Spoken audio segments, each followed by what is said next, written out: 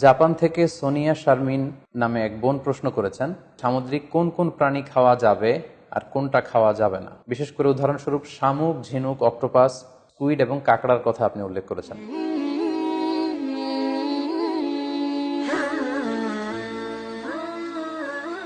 আসসালামু আলাইকুম ওয়া রাহমাতুল্লাহি ওয়া বারাকাতুহু। নাহমাদুহু ওয়া নুসাল্লি আলা রাসূলিহিল কারীম। আম্মা বা'দু ফাআউযু বিল্লাহি মিনাশ শাইতানির রাজীম। বিসমিল্লাহির রহমানির রহিম। জাপান থেকে সোনিয়া শারমিন নামে এক বোন প্রশ্ন করেছেন, আমি জাপানে থাকি। এটা একটা অমুসলিম দেশ যেখানে খাবারে শূকরের ব্যবহার অনেক বেশি। সি ফুডেও এরা শূকর ব্যবহার করে। প্রতিটা খাবারের উপাদান পড়ে পড়ে কিনতে হয়। দেশটা দ্বীপ দেশ বলে সামুদ্রিক অনেক প্রাণী খাবারে ব্যবহার করা হয়। আপনাকে অনুরোধ করছি যাতে যদি আপনি আমাদেরকে জানাতেন যে সামুদ্রিক কোন কোন প্রাণী খাওয়া যাবে আর কোনটা খাওয়া যাবে না, বললে খুবই উপকার হতো। উদাহরণস্বরূপ শামুক, ঝিনুক, অক্টোপাস, স্কুইড, কাঁকড়া এগুলো এখানকার অনেক হালাল নুডলসেও দেয়া থাকে। বাংলাদেশি হওয়ায় এগুলো তেমন একটা খাওয়া হয়নি। এগুলো কি হালাল? প্রিয় বোন, আপনাকে ধন্যবাদ। আপনি সি ফুড খাওয়া, সি ফুডের কিছু আইটেমের কথা উল্লেখ করেছেন। এগুলো খাওয়া হালাল কিনা এ ব্যাপারে আপনি জানতে চেয়েছেন। স্পেসিফিকলি সামুদ্রিক কোন কোন প্রাণী খাওয়া যাবে আর কোন কোন প্রাণী খাওয়া যাবে না, এটি ছিল আপনার প্রশ্ন। বিশেষ করে উদাহরণস্বরূপ শামুক, ঝিনুক, অক্টোপাস, স্কুইড এবং কাঁকড়ার কথা আপনি উল্লেখ করেছেন। এই প্রশ্নের উত্তরে আমরা বলবো যে আল্লাহ তাআলা আমাদের জন্য, বিশ্বাসীদের জন্য যেটা তৈয়িবাত অর্থাৎ পবিত্র খাবার রয়েছে, এগুলোকে খাওয়া আমাদের জন্য হালাল করেছেন। আর যত খাবাইস বা অপবিত্র নোংরা খাবার রয়েছে সেগুলো তিনি আমাদের জন্য হারাম করেছেন। সূরাতুল বাকারার 172 নম্বর আয়াতে আল্লাহ তাআলা ইরশাদ করছেন, ইয়া আইয়ুহাল্লাযীনা আমানু কুলু মিন তাইয়্যিবাতি মা রাযাকনাকুম ওয়াশকুরু লিল্লাহি ইন কুনতুম ইয়্যাহু তা'বুদুন। অর্থাৎ ওহে বিশ্বাসীরা, আমি তোমাদেরকে পবিত্র জিনিস থেকে যেটা রিজিক হিসেবে দান করেছি তোমরা সেটা খাও, অপবিত্র কোনো কিছু তোমরা খেও না। পাশাপাশি সূরাতুল আরাফের 157 নম্বর আয়াতে আল্লাহ তাআলা ইরশাদ করছেন, ওয়া ইউহিল্লু লাহুমুত তাইয়্যিবাতি ওয়া ইউহাররিমু আলাইহিমুল খাবাইস। অর্থাৎ তিনি তোমাদের জন্য তৈয়িবাত বা পবিত্র খাবারগুলোকে তিনি হালাল করেছেন, আর অপবিত্র যত খাবার আছে এগুলো তিনি তোমাদের জন্য হারাম করেছেন। তো কোন জিনিস খাওয়া আমাদের জন্য হালাল আর কোনটা খাওয়া হারাম, এক্ষেত্রে আমরা বিশ্বাসীরা এই মূলনীতি সবসময় অবলম্বন করতে হবে যে যেটা তৈয়িবাত পবিত্র সেটা আমাদের জন্য খাওয়া, সেটা কনজিউম করা আমাদের জন্য হালাল, আর যেটা খাবাইস অপবিত্র সেটা কনজিউম করা আমাদের জন্য হারাম। যেমন কালামুল্লাহ মাজিদ আল্লাহ তাআলা আমাদেরকে জানিয়েছেন যে রক্ত খাওয়া হারাম, যেহেতু এটা খাবাইস। শূকরের গোশত খাওয়া হারাম, মৃত প্রাণী খাওয়া হারাম। আল্লাহ ছাড়া অন্য কোনো দেব দেবীর নামে যে প্রাণীগুলোকে স্লটার করা হয়েছে, উৎসর্গ করা হয়েছে, বলি দেওয়া হয়েছে, এগুলোর গোশত খাওয়া হারাম, কারণ এগুলো সব হচ্ছে মিনাল খাবাইস, অপবিত্র। এ পর্যায়ে ডিরেক্টলি যদি আপনার প্রশ্নের উত্তরে আসি যে সি ফুডের ব্যাপারে, সমুদ্র থেকে প্রাপ্ত যে প্রাণী বা খাবার এগুলোর ব্যাপারে কোরআন আমাদেরকে কি জানিয়েছে, সেক্ষেত্রে আমরা সূরাতুল মায়েদার 96 নম্বর আয়াতকে এখানে উল্লেখ করতে চাই, যেখানে আল্লাহ তাআলা ইরশাদ করছেন, উহিল্লা লাকুম সাইদুল বাহরি ওয়া তুআমুহু মাতাআল লাকুম ওয়া লিস-সাইয়ারা। অর্থাৎ তোমাদের জন্য সাগরের শিকারকে হালাল করা হয়েছে। সাগর থেকে আমরা মাছ বা অন্যান্য যে কোনো জিনিসে শিকার করি না কেন, সেটা খাওয়া, কনজিউম করা, সেটা আমাদের জন্য হালাল। পাশাপাশি সাগরে মৃত যা পাওয়া যায় এটাও আমাদের জন্য হালাল। আল্লাহ বলছেন মাতাআল লাকুম ওয়া লিস-সাইয়ারা, এগুলো তোমাদের জন্য ভোগের সামগ্রী এবং নৌপথে যারা ভ্রমণ করবে তাদের জন্য ভোগের সামগ্রী। রাইসুল মুফাসসিরিন আব্দুল্লাহ ইবনে আব্বাস রাদিয়াল্লাহু তাআলা আনহু এই আয়াতের তাফসীরে সয়দুর বাহার বলতে তিনি বুঝিয়েছেন জীবিত। জীবিত তোমরা সাগর থেকে যেটাকে শিকার করো সেটা তোমাদের জন্য খাওয়া জায়েজ। আর ওয়া তুআমুহু দ্বারা তিনি উদ্দেশ্য নিয়েছেন মৃত, অর্থাৎ সাগর থেকে প্রাপ্ত যে কোনো প্রাণী, জীবিত হোক কিংবা মৃত হোক, যেভাবে আমরা আহরণ করি না কেন সেটা খাওয়া আমাদের জন্য হালাল। তার মানে সি ফুডের ব্যাপারে কোরআনের দিক নির্দেশনা হচ্ছে সাগর থেকে প্রাপ্ত জলজ যত ধরনের প্রাণী আছে সেটা চাই জীবিত হোক কিংবা মৃত হোক, সেটাকে আল্লাহ তাআলা আমাদের জন্য খাওয়া হালাল করে দিয়েছেন।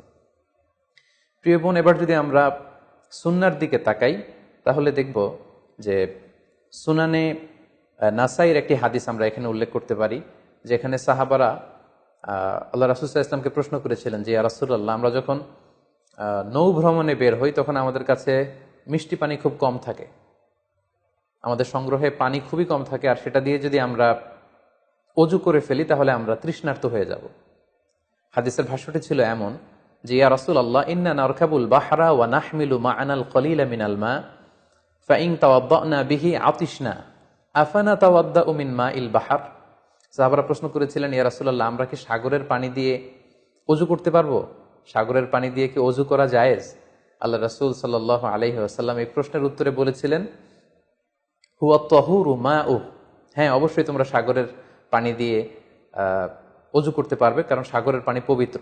যদিও আমরা জানি যে সাগরের পানি লবণাক্ত, কিন্তু সাগরের পানি পবিত্র, তোমরা সাগরের পানি দিয়ে অজু করতে পারবে। প্রশ্নের উত্তর এতটুকু দিয়ে তিনি ক্ষান্ত হননি, তিনি এক্সট্রা আরো একটা স্টেটমেন্ট তিনি দিয়েছেন, সেটা হচ্ছে আল হিল্লু মাইতাতুহু। আল হিল্লু মাইতাতুহু মানে হচ্ছে সাগরের মৃত প্রাণী খাওয়াও তোমাদের জন্য হালাল।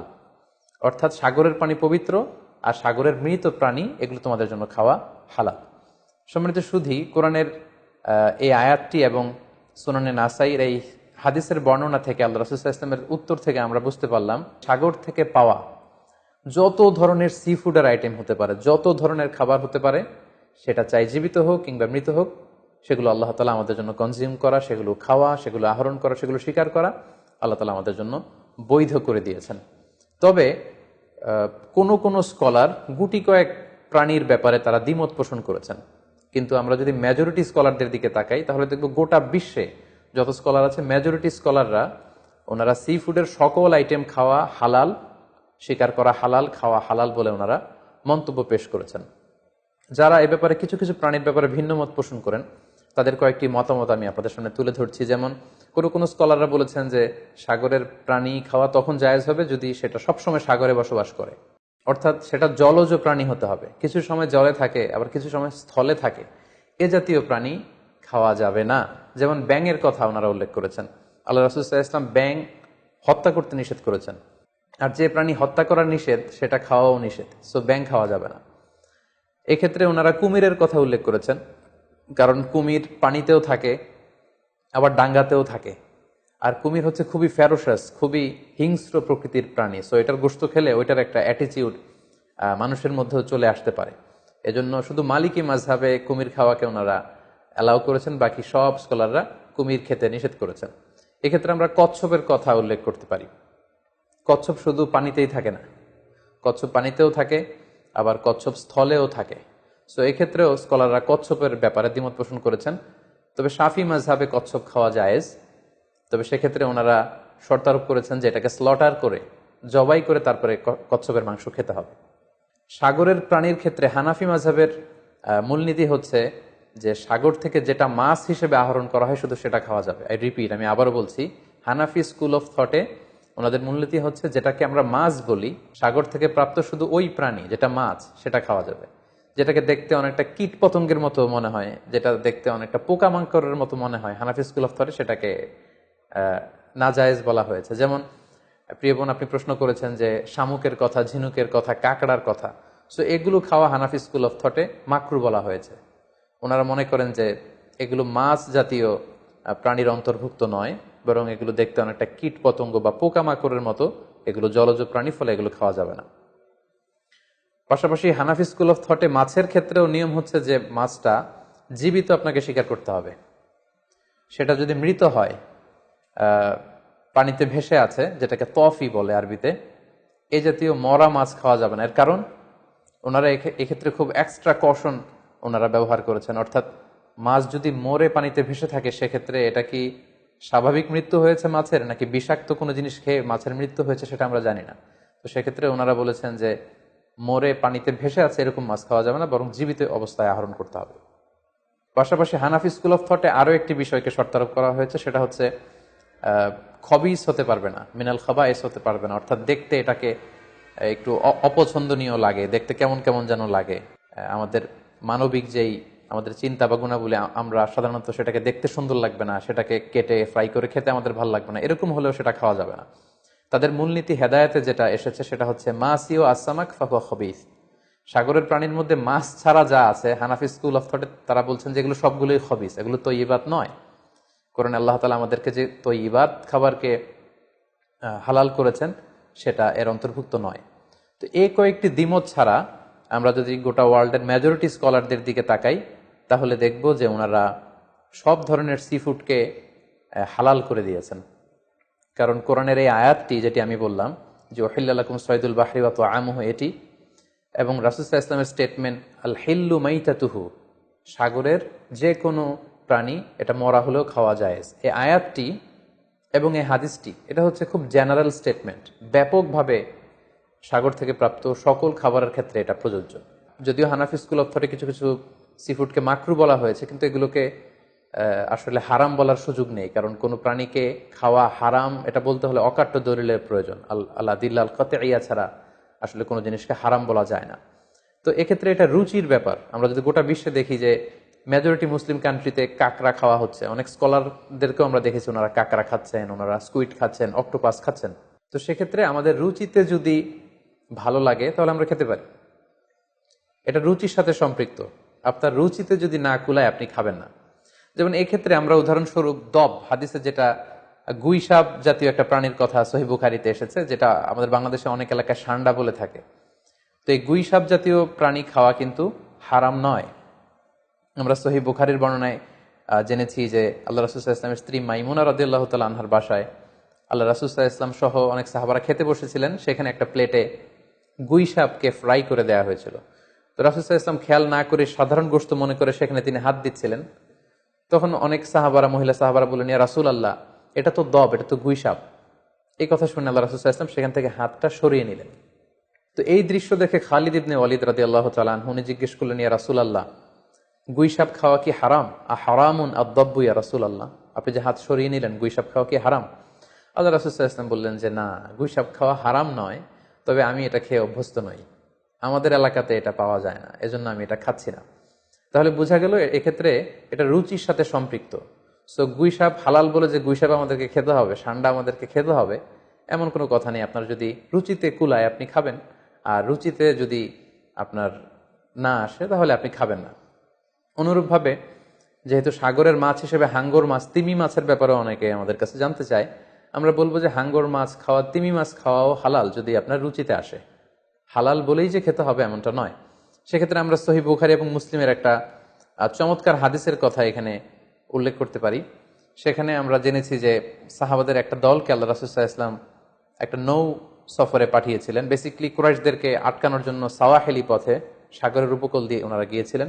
সাথে খাবার ছিল না, খেজুর ছিল, খেজুর শেষ, গাছের পাতা পেরে পেরে ওনারা খেতেন।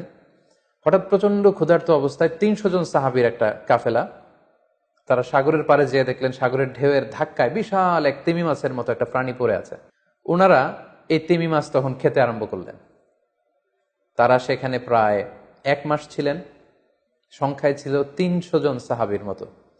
ওনারা এই তিমি মাছ খেয়ে এটাকে ফ্রাই করে, এটাকে সিদ্ধ করে করে টানা ১ মাস ওনারা খেলেন। এবং হাদিসে এসেছে যে আমরা এই তিমি মাছের গোশত খেয়ে, যদিও হাদিসে শব্দটা এসেছে আম্বার জাতীয় একটা মাছ, তো এটা এত বড়, এটা ব্লু ওয়েল টাইপের কোনো একটা মাছ হবে, নীল তিমি টাইপের কোনো একটা মাছ হতে পারে। কারণ হাদিসে এসেছে মাছের গোশত খেতে খেতে এটার কঙ্কাল বের হয়ে আসলো। তো একজন সাহাবা এটার পাজরের একটা কঙ্কালকে বালুর মধ্যে গেড়ে দাঁড় করালেন, কঙ্কালের একটা হাড্ডি। এই হাড্ডিটা এত বড় ছিল যে সাহাবারা ওই হাড্ডির নিচে দিয়ে ওট সহ, ওটার হাওদাত সহ যেতে পারছিলেন এবং ব্যাক করতে পারছিলেন। তাহলে সেই তিমি মাছের কঙ্কালের স্কেলিটনের পাজরের হাড্ডিটা কত বড় ছিল, সেখান থেকে আমরা বুঝতে পারি এটা তিমি টাইপের কোনো একটা মাছ হবে। সফর শেষ করে ওনারা যখন মদিনায় আসলেন তখন আল্লাহ রাসূল সাল্লাল্লাহু আলাইহি ওয়াসাল্লামকে ওনারা পুরো ঘটনার বৃত্তান্ত খুলে বললেন এবং জিজ্ঞেস করলেন, ইয়া রাসূলুল্লাহ, এই যে এত বড় তিমি মাছের মতো একটা মাছ যে আমরা খেয়েছি, আমরা তো জানি না এত বড় মাছ এটা খাওয়া শরীয়তে বৈধ কিনা। আল্লাহর হাবিব সাল্লাল্লাহু আলাইহি ওয়াসাল্লাম বললেন, এটা বৈধ, তিমি জাতীয় মাছ এগুলো খাওয়া বৈধ, এটা আল্লাহ তাআলা তোমাদের জন্য রিজিক হিসেবে রেখেছিলেন। সহিহ মুসলিমে যেই বর্ণনাটা এসেছে, তিনি বললেন যে হুয়া রিজকুন আখরাজাহুল্লাহু লাকুম, এটা আল্লাহর পক্ষ থেকে তোমাদের জন্য নির্ধারিত একটা রিস্ক। এবং আল্লাহ রাসূল সাল্লাল্লাহু আলাইহি ওয়াসাল্লাম বললেন, ফাহাল মাআকুম মিন লাহমি, ওই মাছের গোশত তোমরা যে প্রিজার্ভ করেছিলে ওইখান থেকে কি তোমাদের কাছে কিছু আছে? সাহাবারা বললেন, জি, আমাদের কাছে সেই মাছের কিছু অংশ এখনো আছে। আল্লাহ রাসূল সাল্লাল্লাহু আলাইহি ওয়াসাল্লাম বললেন, তাহলে আমাকে কিছু দাও, ফাতুতঈমুন, আমাকে কিছু খাওয়াও। ক্বালা ফাআরসালনা ইলা রাসূলিল্লাহি সাল্লাল্লাহু আলাইহি ওয়াসাল্লাম মিনহু ফাআকালাহু, তারা তাদের বাড়ি থেকে সেই মাংসের কিছু অংশ এনে রাসূল সাল্লাল্লাহু আলাইহি ওয়াসাল্লামকে দিলেন, পাঠালেন, এবং সেই তিমি মাছের গোশত থেকে আল্লাহ রাসূল সাল্লাল্লাহু আলাইহি ওয়াসাল্লাম নিজে ভক্ষণ করলেন। সম্মানিত, শুধু এই লম্বা হাদিসটি থেকে আমরা জানতে পারলাম যে সাগরের এই হাঙ্গর মাছ, তিমি মাছ, যেগুলো অনেক বড় বড় মাছ, এগুলোও খাওয়া বৈধ, যেহেতু সাগরের সব প্রাণী খাওয়া আল্লাহ তাআলা আমাদের জন্য জায়েজ করেছেন। তাহলে আমরা এই সিদ্ধান্তে উপনীত হতে পারি যে সামুদ্রিক সব ধরনের প্রাণী খাওয়া বা সি ফুড খাওয়া জায়েজ, যদি এটা স্বাস্থ্যের জন্য ক্ষতিকর নয় বা এর মধ্যে বিষাক্ত কোনো জিনিস নেই, এটা যদি প্রমাণিত হয়, অর্থাৎ বিষাক্ত নয় এবং ক্ষতিকর বলে প্রমাণিত নয়, এটা যদি আমরা নিশ্চিত হতে পারি, তাহলে আপনার রুচিতে কুলালে আপনি যে কোনো ধরনের সি ফুড খেতে পারেন। তবে যেগুলো ক্ষতিকর, যেমন আমরা জেলি ফিশের কথা জানি, স্টোন ফিশ, আমাদের বাংলাদেশে পিরানহা নামে এক মাছের কথা আমরা শুনেছি, যেটা খেলে মানুষের মৃত্যুর সম্ভাবনা আছে, এগুলো বিক্রি করা, এগুলো খাওয়া, কনজিউম করা, এগুলো সবগুলো হারাম। কারণ ক্ষতিকর কোনো জিনিস কোনো মুসলমান কনজিউম করতে পারে না। কারণ আল্লাহ তাআলা সূরাতুল বাকারার 195 নম্বর আয়াতে আমাদেরকে বলেছেন, ওয়ালা তুলকু বিআইদিকুম ইলা তাহলুকা, তোমরা নিজেরা নিজ হাতে নিজেদেরকে ধ্বংসের দিকে ঠেলে দিও না, যেটা তোমার ক্ষতি হতে পারে সে কাজ তুমি করতে পারো না। পাশাপাশি সূরাতুন নিসার 29 নম্বর আয়াত আল্লাহ তাআলা বলছেন, ওয়ালা তাকতুলু আনফুসাকুম ইন্নাল্লাহা কানা বিকুম রহিমা, তোমরা নিজেরা নিজেদেরকে হত্যা করো না, কারণ আল্লাহ তাআলা তোমাদের উপর খুবই বেশি দয়া পরবশ, তিনি মেহেরবান। তাহলে এই আয়াতগুলোর আলোকে আমরা বুঝতে পারলাম যে বিষাক্ত এবং ক্ষতিকর বলে প্রমাণিত নয় এরকম যে কোনো ধরনের সি ফুড যদি আপনার রুচিতে আসে, আপনি খেতে পারবেন। ফলে শামুক, ঝিনুক, অক্টোপাস, স্কুইড, কাঁকড়া, যদিও হানাফি স্কুল অফ থটে এগুলোকে মাকরু বলা হয়েছে, কিন্তু এই ধরনের সি ফুডকে আসলে হারাম বলার কোনো সুযোগ নেই। এগুলো হালাল ইনশাআল্লাহ, আপনি চাইলে এগুলো কনজিউম করতে পারবেন, এগুলো খেতে পারবেন ইনশাআল্লাহ। আল্লাহ তাআলা আমাদের সবাইকে ইসলামকে সঠিকভাবে বুঝার, জানার এবং মানার তৌফিক দান করুক। আসসালামু আলাইকুম ওয়া রাহমাতুল্লাহি ওয়া বারাকাতুহু।